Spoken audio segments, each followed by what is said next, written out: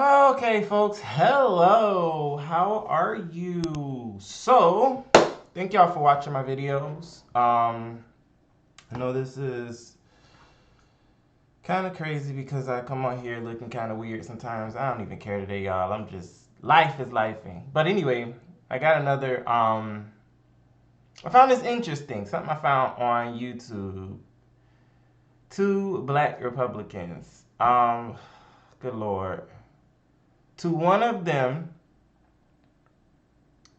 he calls black people the blacks, and use them over their euphemisms to describe people of his skin complexion, which I'm starting to question if that even really is the skin complexion, because now they have the mask that you can put on that make you look exactly like you're a real person. Meanwhile, you're not. They've had these masks in production for a very long time. You can buy them. I think you can get them off of Amazon now. But they have these very specific websites where you can get the mask, you can get the makeup, and it pretty much makes you look like a totally different person. So he could very. My thing is, this man could very well be a white person in black mask, and we don't even know. The way he talks, you would literally think like something off. Something is very off. Like, But anyway, on to the video, y'all. Let's just see what they're talking about, and here's my response. Here we go. Let's get started. And people may attack me and call me a sellout and Uncle Tom, but I rarely hear the word wrong. Yeah. That to me would... Okay, this is Larry Elder. The other guy you'll see is Jesse Lee Peterson. That is the one that I'm questioning. That is the one that I really feel he has makeup on, could have makeup on. And people are now doing that so that they could kind of mix up the message, and say, oh, well, you're not right because he feels this way. This, what it does is it creates a stigma, a line in the sand of the black community to say, this is why we can't stick together, and you're not going to stick together because this is how we feel. This is how this side feels, this is how this side feels. Because Jesse Lee Peterson, there is no sticking together with him if you're black. The way he talks, he hates all black. It just looks very much so like he hates all black people. And that is why you gotta be careful. This person is literally the definition of all skin folk and kinfolk. And I hate that because I feel like all skin folk and kinfolk only resides in the black community. I don't see white people doing this. I don't see Latin people doing this. I don't see Chinese people doing this. I only see black people doing this against other black people. But anyway, let's bother me more than anything else. Aside from that, Jesse, over the years, I'm sure you developed the same kind of hard bark. Over the years, you realize that when people say stuff like that, that means they're out of ammo. The thing to do if you think somebody is wrong is to marshal the facts, make an argument, here's why you're wrong. They can't do that, so they call names. It's silly. It's almost sad because it shows you they're not willing to develop anything, not willing to grow. Yeah. And we in the black community have a real problem with that, which is why we have so many problems, because somebody like myself, somebody like yourself comes out and say, look, the number one problem in the black community is not systemic racism. It's the large number of kids who enter the world without a father in the home married to the mother. It's a problem for America in general, but it's particularly acute in the black community where 70% of black kids... Stop right there. No, that's not. No. Lies. That's not the main, that is a problem, but it's not the main problem. Okay? And the thing that in the black community we have to understand or come to an understanding of with each other is commonality. Yes, fatherless homes is a problem. But if you brought that up to any other community, black, white, Latino, Asian, anybody, they will say, well, we deal with that too.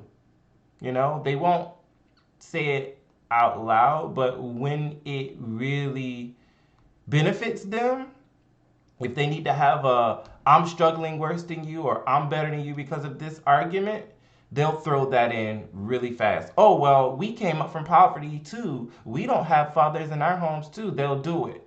They'll do it really fast, even though while sitting in front of their counterparts, they're saying it's only a black problem. Our real problem in the black community is commonality.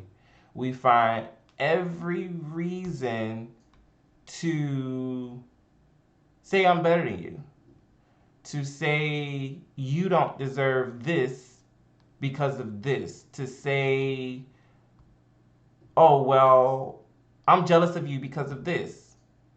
And I feel like if we can get rid of those and be able to communicate with each other effectively, we could get somewhere. But a lot of people in our black community don't want to do that because we have these pockets of people. We have straight black men, we have straight black women, and those are two communities, believe it or not. Like, literally within the black community, those are literally two communities who argue with each other.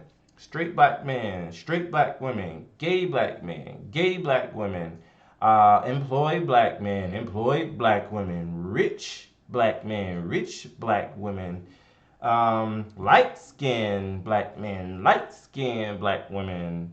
It is so many reasons to say this is why I'm against you in the black community that people just would rather be separate than together because they know when they come together, it's always going to be some reason to fight, fuss, or argue. And a lot of people are kind of exhausted with it.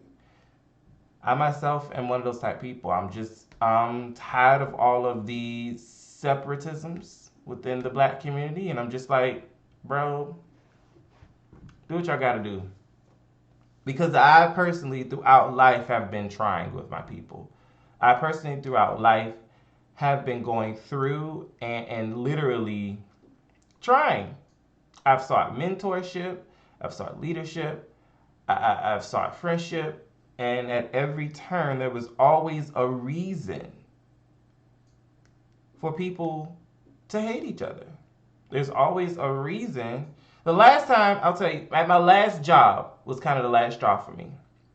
Because they saw that the layoffs were disproportionately happening to African American people. We had a meeting, and there were nothing but black people in the meeting. And I said, y'all, we talked about it, everybody acknowledged it, and I asked the question, y'all, what are we gonna do about this? We see that a lot of black people are being laid off. How can we help each other?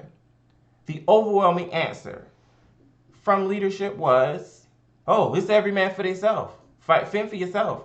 What do you mean? We see these communities over here because we had different ERGs. This was an ERG for African American people where we were supposed to be helping each other, but the answer within this ERG was, oh, stick up for yourself. Just fend for yourself. What do you mean? And that's where my exhaustion comes from because that's been my lived experience with my community. But anyway, I digress. Entered the world without a father in the home, married to the mother, up from 25% back in 1965. And what's happened? The welfare state, launched by Democrat Lyndon Johnson in 1965, has incentivized women to marry the government and incentivized men to abandon their financial and moral responsibility. And when I raise this, instead of saying, let's deal with it, why is it happening, I get attacked, which means it doesn't get solved. Yeah. I was wondering. It's not that. You don't get attacked because of that. And you may, well, I don't know. But the reason why you get, and this is Jesse Lee Peterson, guys. This is the guy that I'm talking about. If you look at him, he looks like he's kind of in makeup, and that looks like a mask. It just doesn't look like a real person. It doesn't look like, because the way everything is formed to me, It looks like makeup is on his ears. If you look at the bottom of his earlobes, it looks like that's makeup going up to his ears. And then the rest of it, I'm sorry, it looks like a mask. But anyway, you don't get attacked, Larry, because you say, let's fix the problem. You get attacked because of your approach to the problem. You, number one, oh, it's the Democrats. You're blaming.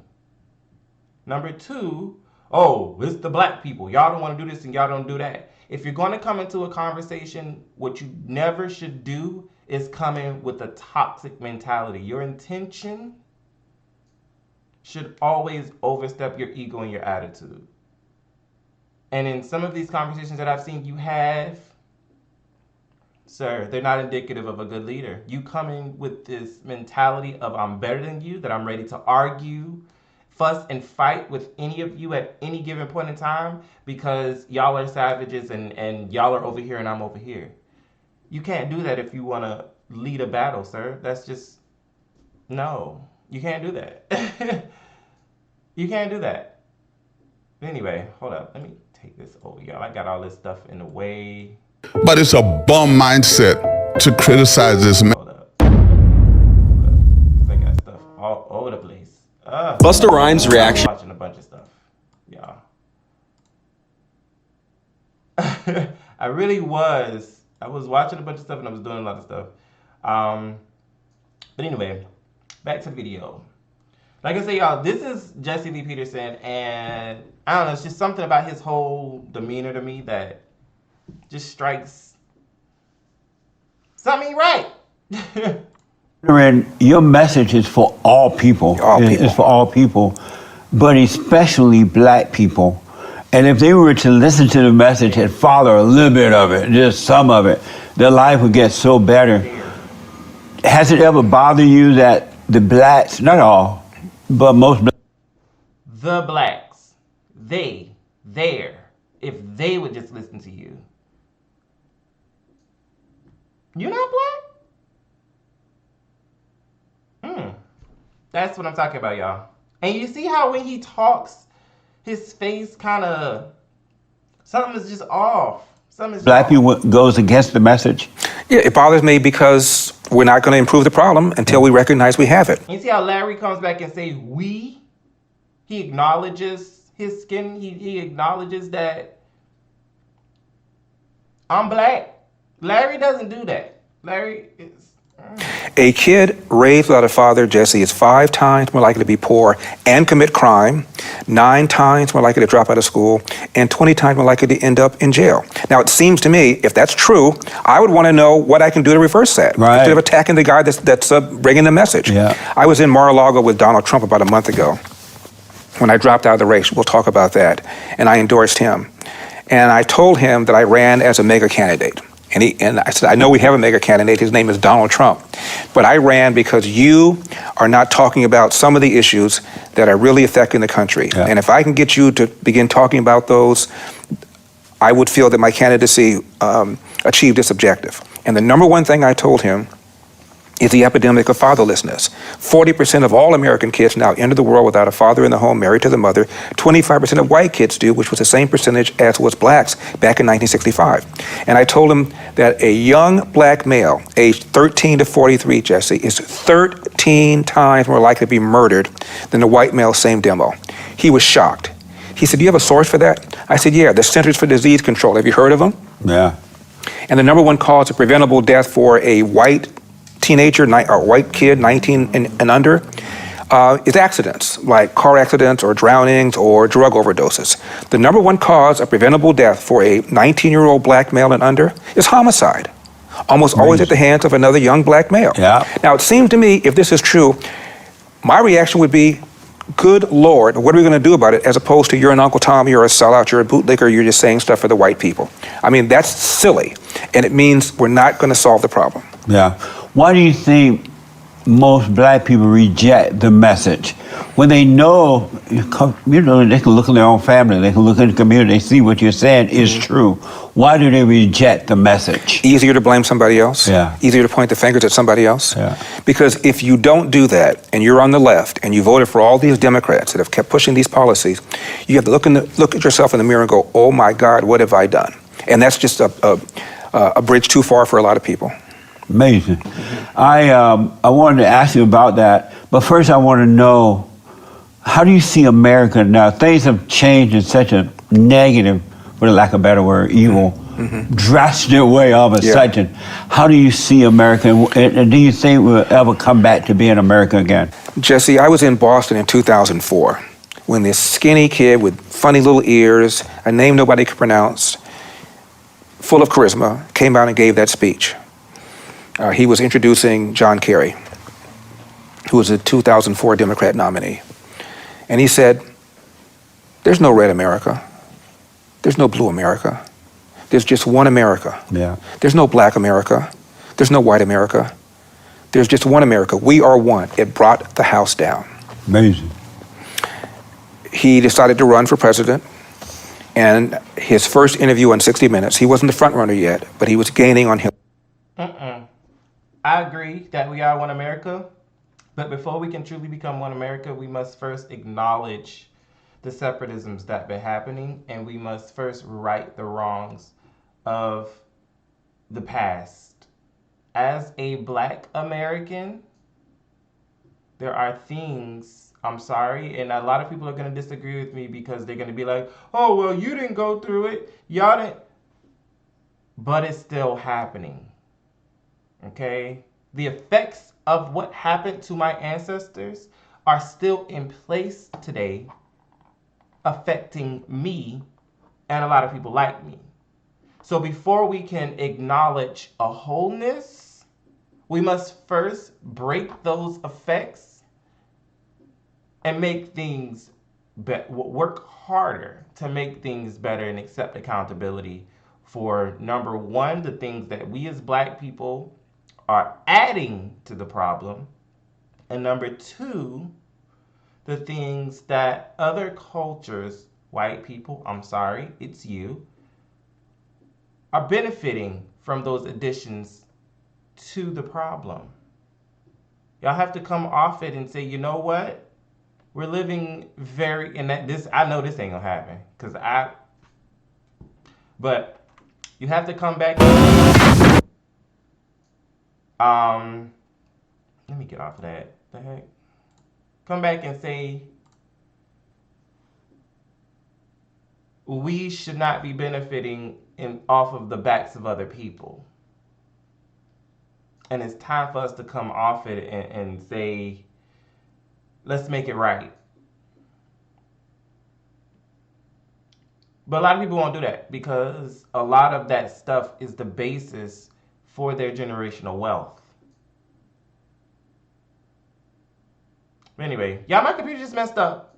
If you would like to watch the video, I would say please tune in. It is Larry Elder Has No Filter, Jesse Pearson interview and his conservative friends. Go and watch the video. I'm gonna promote, even go in and do your own video on it. Do your own reaction video on it. Because we need, if we don't have a voice, and I know if somebody sitting there probably watching my video, like, I kind of wish that I could, this guy's doing it, why can't I do it? Just do it. Turn your camera on, start talking. That's all you gotta do. Anyway, go watch the video, y'all. Tell me what you think. And that's all I got for it. I don't want to put too much on it because that was somebody else's video. So yeah, please leave a like, comment, and subscribe. Love you guys. Bye.